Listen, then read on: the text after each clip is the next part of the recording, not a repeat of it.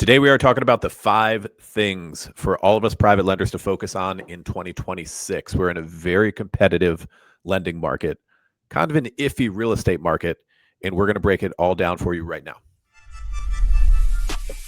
Welcome to the Private Lenders Podcast with your hosts from Hard Money Bankers, Jason Balin and Chris Haddon. This podcast is sponsored by hardmoneymastermind.com.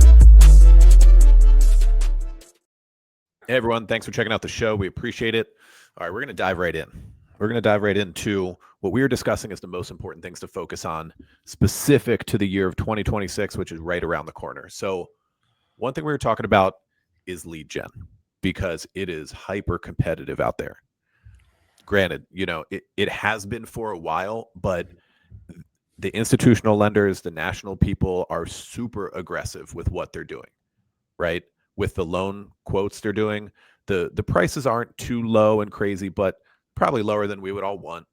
The loan amounts they're offering people are high, and they have big marketing budgets, right? They have big marketing budgets, sales teams. And so we're going to break down a few things that we've been doing to try and increase our lead gen this year and moving into 26. So one of the things we do to generate leads, besides running traffic ourselves, our email database, which is obviously huge, past borrowers, things like that, is, we'll buy leads from connected investors. We'll buy leads from Bigger Pockets. We will buy data from SFR Analytics. There's Forecasa. There's Elements. There's a few other data providers as well. People will aggregate lists themselves. And all of these companies that I talk to, that I have reps from, that I've talked to in the past, I'm like, hey, what are best practices that other lenders are doing? And when I say other lenders, most of the lenders that are buying this stuff is institutional backed lenders, because they're buying that data at scale, because they have to, support and feed, dozens of sales reps, maybe even more. And they need lots and lots of lead flow and deal flow and things like that, not just boots on the ground stuff. So I'm always asking them best practices, what softwares, how do they communicate? And the leading answer is outbound, outbound calls. This is your list. These are your leads. Get on the phone and start calling. And that's something that if you came to our last event, our November event, that's what we said that we're very bullish on. And that's what we've been doing here for the last probably quarter. We implemented Go High Level to help with some of this stuff as well. But it's getting on the phone and going through and, communicating, outbound calling these borrowers, these leads. So, I'll give you an example. If we buy loans from connected investors or something like that, and in the past, maybe it was, hey, let's call them. If we can't get a hold of them, we'll put them in our email database. Like, we're calling them, we're texting them, we're doing whatever we can, calling them again until we get them on the phone. Keep in mind, they've raised their hand and said that they're interested in potentially a loan quote or working with us as a company. So we want to do what we can to stay in front of them. Same things with all the leads that we generate online or through social media platforms or things like that, or people that respond to email databases or that are in our database. Right? We call the people that are in our email database, see if they have another deal. The goal of this business is to do repeat loans for the same borrowers over and over and over and over. So we've spent a lot of focus on outbound, and we're going to continue to do that through 2026. Yeah, to expand that a little more. So we were talking to our team earlier this week in trying to emphasize to the originators here at HMB to start with the lowest hanging fruit when it comes to outbound. So lowest hanging fruit could be somebody you quoted a loan for not too long ago and they didn't proceed, right? Past borrowers for sure. Maybe there's somebody you've lent to 4 or 5 times, but you haven't heard from in a year. What's going on there? Let's reach out to that. Other kinds of leads that come in that maybe you didn't connect with, right? And then there's more cold stuff that we try not to focus on too much. I know some of like the other shops, institutional shops and stuff like that, like they're just, hitting up local buyers that they really don't know and trying to like cultivate business. And that's possible too. It's not something that we do because we have so much inbound. Like another thing that we say at HMB a lot is like, we don't have a lead problem. We have a conversion problem, because we get a lot of leads. We market a lot. We run traffic. We buy them. We have a good, organic presence on social. So like we have a lot of leads. It's a conversion game of turning them into deals, which is challenging, right? Like not everybody wants to accept our terms and the loan quotes. And like sometimes who knows how people kind of float away. But I think it's wise to start with the lowest hanging fruit and then work backwards to top of funnel. Yeah. So another thing that I think lenders should be focusing on in 2026 is really honing in and understanding the local market that they're lending in. I hate to tell you this, but I have a feeling that home values aren't going to continue to spike at the rate that they did over the last 5 years, well, longer than that, obviously. But hopefully they do. But I doubt they probably will, at least at that level. And keep in mind, you could do a loan and the property value increased by 10%, 15, 20% in a year, right? Between the time you originated the loan and you got paid off on. And you could have done a really bad loan and didn't even realize it because the market saved you. And I think that's been the case for a lot of hard money lenders and a lot of real estate investors over the last 15 years. So I don't know if I see that happening, and that's fine. That's okay. But make sure you're honing in on your property values. And when you're lending locally, you know the areas very, very well. And you're making the borrowers put real down payments, substantial down payments down. That's important because then even if the market gets shaken up and it stays stagnant or it even decreases, if the borrower's bringing enough money to the table and they're buying a halfway decent deal, you're still going to be in a fine position. And I think that's important. And one of the reasons that we obviously love the business of private lending and doing fresh underwriting on lending on these assets is every deal is different and it's a new start. So you're only going to lend on what the market bears today. So for instance, let's say I did a deal 6 months ago. We did a deal 6 months ago and we were comfortable lending $100,000 on that deal, right? And let's say that exact same deal comes back to us today. Maybe we'll only lend 90. Maybe we'll only lend 80. That might be what we're comfortable with. Maybe we'll lend 110. Maybe we're comfortable, lending higher than we did because the market went up. So that's the beauty of this business is you can lend on what you're comfortable with at that time being. We got, I don't want to say stuck in, but, we've had a crappy default on a multifamily property recently. And, we've had some new multifamily loans come in looked very similar to the ones that we did. And you know what? We're like, we're going to be a little bit more conservative on this deal. That's not the direction we want to go in with this. These are the risks of this particular asset class type of deal. So you learn from experience and you learn from what's out there, but you got to determine what the market is going to bear and what the home values are going to look like, not just today, but also like in a year from now, if you're doing a 12-month loan. And even if you're doing a 6-month loan, that deal might not pay off in time in 6 months. So you want to look what's going to happen in that particular market down the road so you can lend accordingly. Okay, so moving on to the next one, proper systems. If you haven't already done so, 2026, if you're serious about this business and growing your loan portfolio, 2026 should be the year that you put proper systems in place. And that could mean a few different things.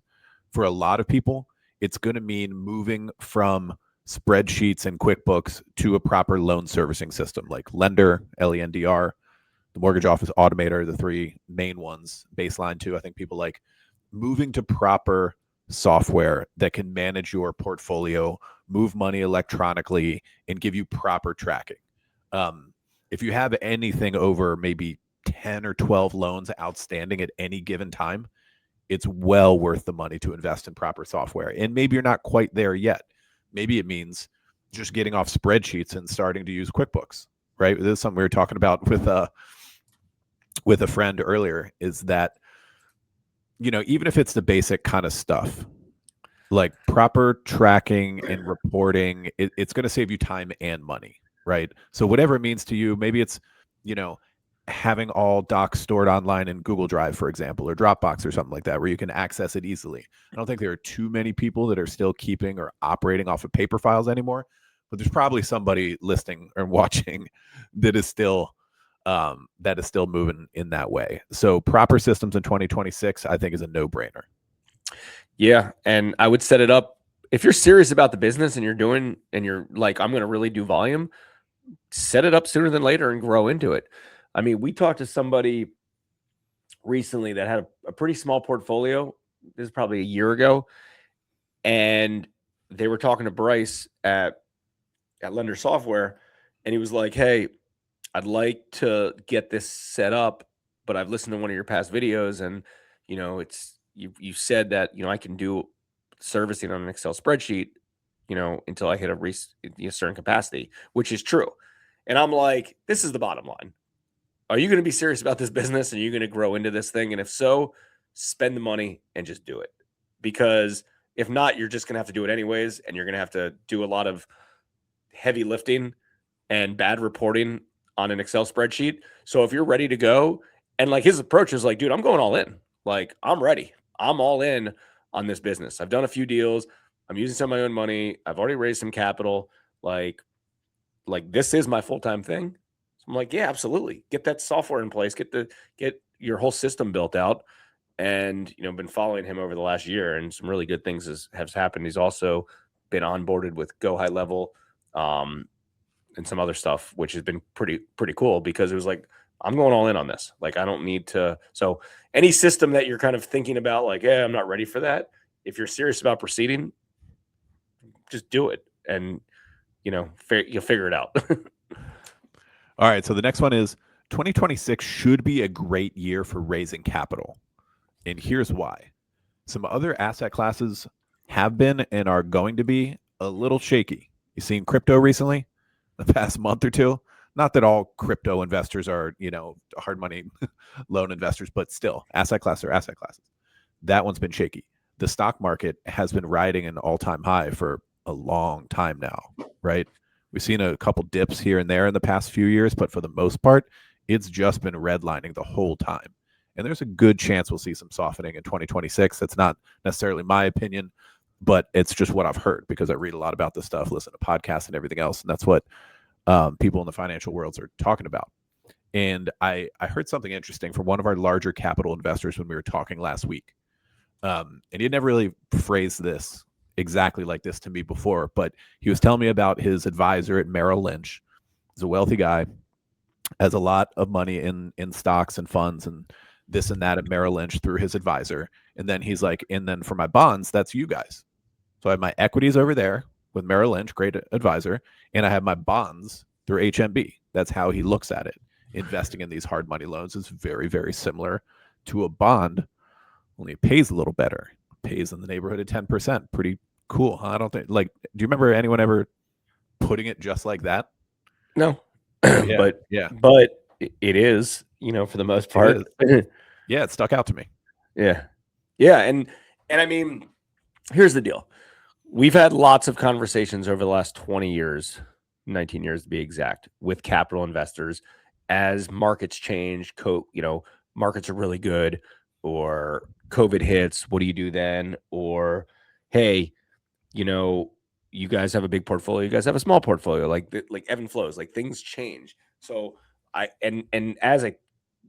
Chris and I both have a good amount of our own personal money into all deals as well. So like, we've seen all sides of this, and I feel like when capital investors get nervous, or if something happens in the market, there's ways to kind of overcome objections of like, hey, I'm not sure where the real estate market, because what ends up happening is, the real estate market's going down. I should probably sideline my money and not invest in real estate or in notes anymore. And typically the rebut is very, very simple. Is we adjust our underwriting, and we adjust the deals that we do based on what is going on in the market. And we talked about this earlier in this episode related to home values. But if the market is decreasing in value, that doesn't necessarily mean you stop lending. That just means you adjust your lending guidelines. Going back to that story I said earlier, if we were going to lend $100,000 on a property 6 months ago, and we're not really sure where that market's going in that neighborhood, maybe we only lend on 90 today or 80 today, right? Like, we always talk about, we will lend up to 80% of the purchase price and up to 100% of construction. I always use the word up to, because it's typically never that high unless everything else is aligned perfectly. You can change that LTV requirement. You can change your down payment requirement. You set it up. One other real quick story on this topic, because I've told this story before and I really, really like this story, and I share this with a lot of people all the time. We had a capital investor that got very, very nervous during COVID, and wanted to sideline all of his cash. And he's a savvy investor who's been around for a long time, and he's seen lots of different cycles, but he got nervous. And he's like, yeah, I'm sidelined. I'm not going to put any more money into notes or real estate for the time being. And I use this as an example because this was a real life deal. And we were all nervous, right? So my nervous was, you don't sideline, you just become more conservative. No problem. And there was a deal that we were working on, and the borrower was buying the property for $800,000. And he reached out to me and he said, hey, we did one deal for him in the past. We don't really get a lot of his business because he's a very qualified borrower. And he was like, hey, Jason, I just bought this property for $800,000. I only need a $400,000 loan amount. It was in a good area of Washington, D.C. I have the remaining money. Can you make that work? And I was like, yeah, I actually can in this particular case. I thought you were going to ask for higher, but we can make 400 work if you bring 400. So I talked to our capital investor. The capital investor didn't invest in this deal, but I just used that as an example. So I was like, hey, so you're telling me, capital investor, that if somebody was willing to buy a property at $800,000 and they could put up half of it, you wouldn't fund the other half? He's like, oh, of course I would. That's a no-brainer in that particular neighborhood. I said, then you're not out of the game. You might be out of the game of giving somebody high leverage, 100% financing, 90, 80, 70% financing, but that doesn't mean you're completely out of the game. You need to adjust to your risk tolerance. That risk tolerance might be a 10 LTV, and there's nothing wrong with that. Someone might buy a property for $1 million. You're only interested in giving them $100,000. If that's your risk tolerance, then that's your risk tolerance. But that's always a really, really good rebut to kind of with, if capital investors get nervous about things, make them understand that, we're adjusting and we're adjusting our underwriting and the types of deals that we do based on what's going on in the market. There's one loan quote that I'd like to have back from that exact same time frame of the beginning of COVID and when the institutional people like literally shut down. Like it was 8 weeks or something like that, 6 weeks. We are not lending, and we still were. All the private people were. And I was talking to this woman, a real estate investor in Bethesda, about it's just very savvy, had a lot of cash, looking to do a flip in Bethesda, which is a high-end area right outside of DC. And I gave her the most conservative quote. I gave her the most conservative, like stupid quote, because we were looking like that. We're like, if this whole thing's going to tank, like, what are the safest loans we can do? Even though she's really savvy, that's not what the real estate market ended up doing anyway. And I quoted her like, 50 loan to cost or something like that on an easy deal with a super qualified residential real estate investor. And I'd like to have that one back. She's like, this is the only money I can get, but man, that's so much cash out of pocket. Maybe I just won't buy this deal. And I don't think she bought it. Yeah, and 50 might be too extreme. I mean, we do a lot of deals sub 40 LTV because that's what we're comfortable with. They're mostly on unique types of properties that we don't know. Commercial stuff, yeah. But like that's what but I mean, or lower quality borrower with, a funky asset. I mean, a lot of times, especially if you're newer in the game, you have borrowers that have gone, they've gone to other avenues to try to get funding and they can't get it done for one reason or the other. One of the things that I always do when we look at a borrower, especially a good borrower, well, it doesn't matter, all the borrowers, we figure out what are their options that they have. Like, what other options does that person have? And I kind of play devil's advocate of like, hey, this person has lots of options. Why are they using me? Right. So then I think, why are they using me? Is it because charming personality type and like they like me? Maybe. But it might be like there's something else I need to undercover. It could be, a requirement of like, maybe there's a big wholesale fee in the deal and the institutional lenders don't like that. But I always compare the deal that we're doing compared to what I believe the market out there can also give them to figure out why they're using us. And on the other side of it, maybe it's a really low quality borrower and they're using us because we're their only option. So just something to think about. Well, I mean, that brings us right into number 5, which is creative deals. 2026 should be, I'm also going to add in a bonus after 5. 2026 should be another good year. 25 was as well, for creative deals that private investors like us who control their capital and lend their own money can take advantage of, because we know, like with the hyper competitive market out there, the institutional guys are going to be like the bread and butter, regular, fix and flip type of deals. They're going to be gobbling up a lot of that. But there's plenty of things that are not so straightforward where we can take advantage. Maybe it's residential deals using cross collateral. Maybe it's small balance commercial. maybe kind of outside the lending scope is getting into certain equity deals, which we do with our own funds, not really investor capital. That's something we choose to do. But I mean, if you are working with your own funds, like you have all of these avenues to take advantage of if the right deals come your way. Yeah. So I also know kind of where the market is based on the types of deal flow that we get. And we've been getting a lot of broker deals lately, a lot of broker business lately, trying to place deals. And, typically brokers get non-conforming or more creative deals in general. Not that they don't get, A plus deals, but, a lot of real estate investors don't, that do a lot of deals are not necessarily going to go through a broker and have to get upcharged a fee in order to do it, to work with a lender. So they're more creative deals. And I mean, I like the creative deals.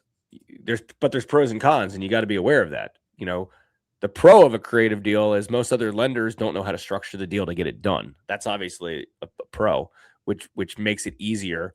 They're not as rate conscious, LTV conscious, things like that. The con is you got to dig into that thing and figure out what you're potentially missing. What's the reason why another lender doesn't want to do this? And then the big thing is how are they going to get out of the loan? Is there an exit strategy issue? Because there's a lot of deals that I think, and I talked to a lot of members of the Mastermind group, that on the surface, this looks like a very clean deal, but the missing link is like, how's this borrower going to repay this loan? Because it's not always a sale. They might not always want to sell. It might be a refinance. And if you do a 40 LTV deal on a project and they don't have an exit strategy, that's great. You have a good collateral position. But what's going to happen 6, 12 months, 18 months down the road? They don't really have a way to pay you off. So all things to take into consideration. Okay, everyone, those are the 5 things to focus on in 2026. I'm also going to add in a bonus number 6, which is join a mastermind group. Doesn't have to be ours, but there is a ton of value that you get being around other operators that are doing exactly what you're doing day in and day out. They're going to be better at some stuff, and you can learn from that. You're going to be better at certain things that they can take away from you, and then everyone grows together. Mastermind groups are an absolute cheat code. If you haven't done so already, go check out hardmoneymastermind.com, click on live events, talk to Dave Bauer in our office, see what we have going on in 2026, and we hope to work with you in person. See everyone next time on the Private Lenders Podcast. We hope you enjoyed this episode of the Private Lenders Podcast. Please note that the opinions stated by all the speakers on this show are only opinions and not intended for legal, financial, or accounting advice. Please make sure to always check with your own legal, accounting, and financial professionals. If you enjoyed this episode of the Private Lenders Podcast, we'd appreciate it if you would spread the word. Make sure to check out hardmoneymastermind.com, the #1 free community for new and experienced private and hard money lenders.